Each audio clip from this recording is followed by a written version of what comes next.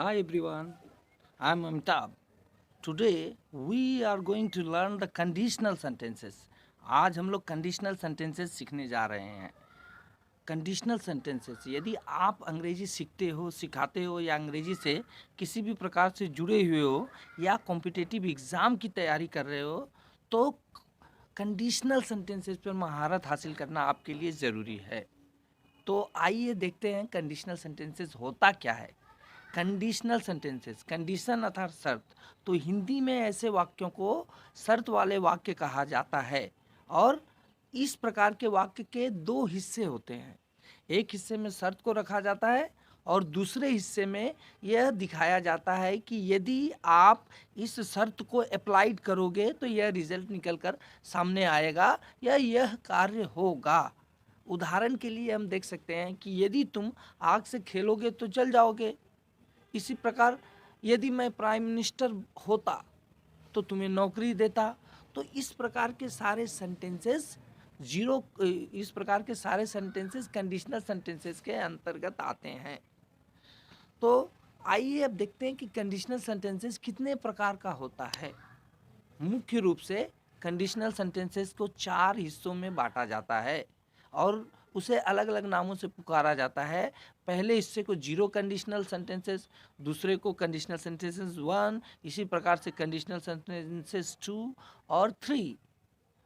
इसके अलावे कभी कभी क्या होता है कि दो कंडीशनल सेंटेंसेस को मिक्स्ड करके एक पार्ट इसका एक पार्ट उसका एक अलग कंडीशनल सेंटेंसेस तैयार किया जाता है, जिसे मिक्स्ड कंडीशनल सेंटेंसेस के नाम से जाना जाता है. तो यहाँ हम सिर्फ जीरो कंडीशनल सेंटेंसेस की चर्चा करेंगे, अर्थात एक हिस्से की चर्चा करेंगे. और अन्य के विषय में यदि आप जानना चाहते हैं, समझना चाहते हैं, तो अन्य वीडियो में आप उसके विषय में जानकारी हासिल कर सकते हैं. तो आइए शुरू करते हैं जीरो कंडीशनल सेंटेंसेस. देखते हैं कि यह कैसे तैयार किया जाता है. जीरो कंडीशनल सेंटेंसेस अर्थात यह हमें पहले से ही मालूम है कि कंडीशनल सेंटेंसेस के दो हिस्से होते हैं, एक में शर्त और दूसरे में उस शर्त को अप्लाइड करने से जो रिजल्ट या जो कार्य होने वाला है उसकी चर्चा होती है.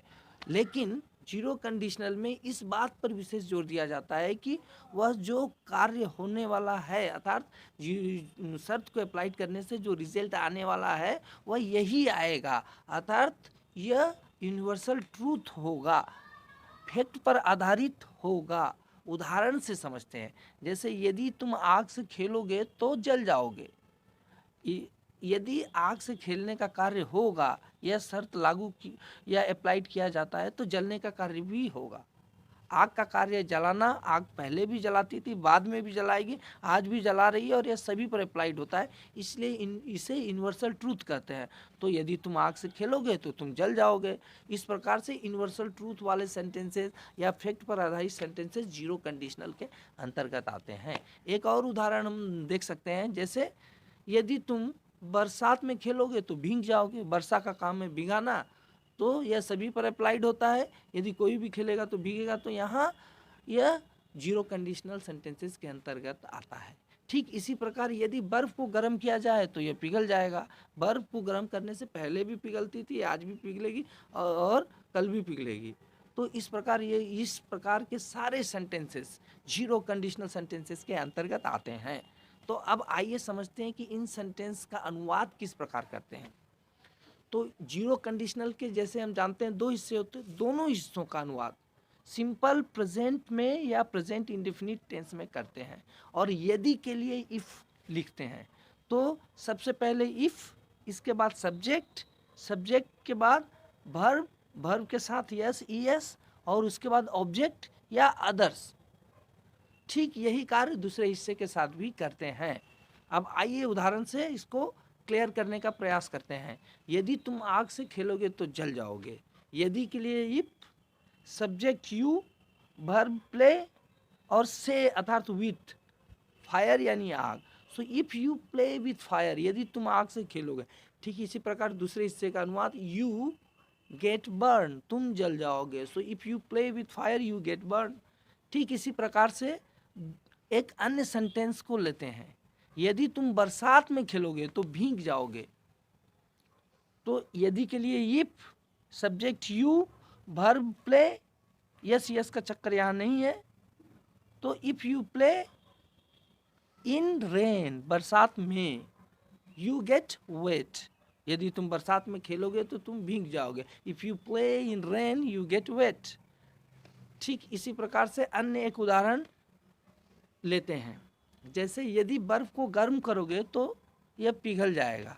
यदि यानी इफ़, यदि तुम बर्फ को गर्म करोगे, सो इफ़ सब्जेक्ट यू, यदि तुम बर्फ को गर्म करोगे, गर्म करना अर्थात verb heat, so if you heat the ice, if you heat the ice, यदि तुम बर्फ को गर्म करोगे, इट मेल्ट्स। तो आशा करते हैं कि आपको जीरो कंडीशनल समझ में आया होगा। यदि आपके मस्तिष्क में कोई भी किसी भी प्रकार का प्रश्न इससे रिलेटेड है तो आप मुझसे मेरे व्हाट्सएप नंबर पर संपर्क कर सकते हैं। और thank you for watching the video. अगर आप अगला वीडियो देखना चाहते हैं कंडीशनल 1 पर तो आपको वीडियो में इसका लिंक मिल जाएगा।